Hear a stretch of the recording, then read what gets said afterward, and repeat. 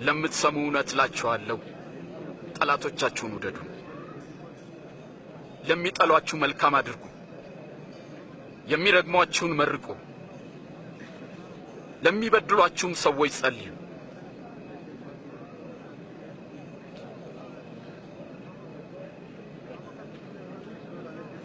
ማንም አንደኛውን ጉንጭን ቢመታ ሌላውንም ደግሞ አዙረህ ስጠው።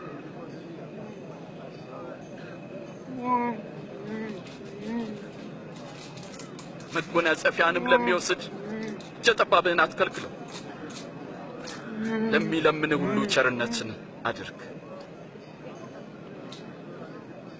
ማንም ያንተን ነገር ቢወስድ እንዲመልስልህ አትጠይቀው።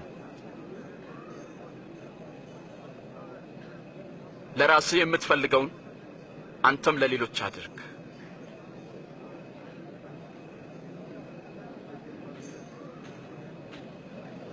የሚወዷችሁን ሰዎች ብቻ ብትወዱ እንዴት ምስጋና ይኖራችኋል? ኃጢአተኞችም እንኳን የሚወዷቸውን ይወዳሉ። መልካም ለሚያደርጉላችሁ ብቻ መልካም ብታደርጉ እንዴት ምስጋና ይኖራችኋል? ኃጢአተኞችም ያደርጋሉ። እንዴት ይነካታል! እንዴት ያናግራታል! አጸያፊ ነው።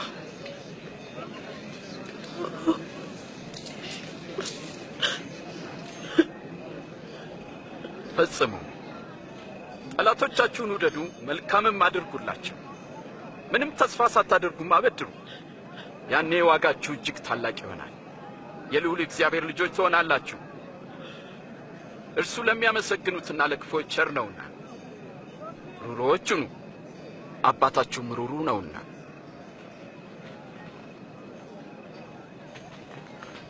ኢየሱስ ሆይ አድነን።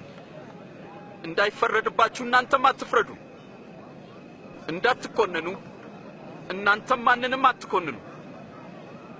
ይቅር በሉ፣ እናንተም ይቅር ትባላላችሁ። ጌታ ሆይ መንገድህን አሳየን።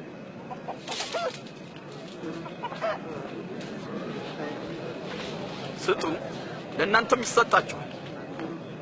በምትሰፍሩበት መስፈሪያ ለእናንተም ይሰፈራል። እውር እውርን ይመራ ዘንድ አይችልም፣ ምክንያቱም ሁለቱም በጉድጓድ ይወድቃሉ። በራስህ ዓይን ውስጥ ያለውን ግንድ ሳታይ በወንድምህ ዓይን ያለውን ጉድፍ ለምን ታያለህ?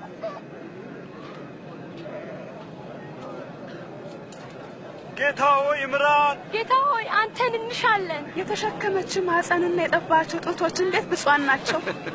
ብፁዓንስ የእግዚአብሔርን ቃል የሚሰሙና የሚጠብቁም ናቸው።